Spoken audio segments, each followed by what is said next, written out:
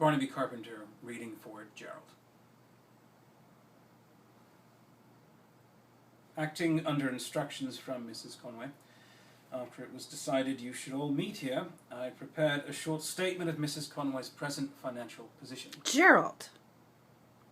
Yes? Must you talk in that awful dry, inhuman way? I mean, after all, I've known you since you were a boy, and the children have known you all their lives, and you're beginning to talk as if you'd never seen any of us before, and it sounds so horrid. But I'm not here as a friend of the family.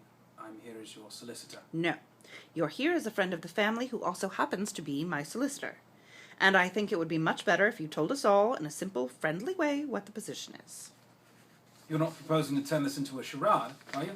I might. Go ahead. The position is this. Mrs. Conway, for a long time now, has derived her income from two sources: a holding in Farrow and Conway Limited, and some property in Newlingham, the houses at the north end of Church Road.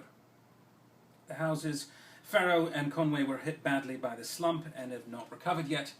The houses in Church Road are not worth anything like what they were, and the only chance of making that property pay is to convert the houses into flats. But this would demand a substantial outlay of capital.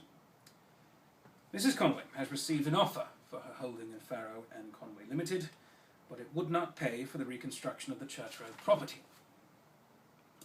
Meanwhile, that property may soon be a liability instead of an asset, so you see the position is very serious. I must say I'm very much surprised. I've always understood that Mother was left extremely well provided for. Well, both the shares and her property have declined in value.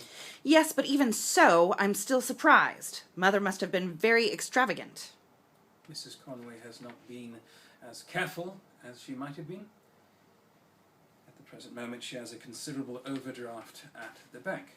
Now, there are two possible courses of action. One is to sell the house for what they'll fetch and hold on to the shares, but I warn you the houses won't fetch much.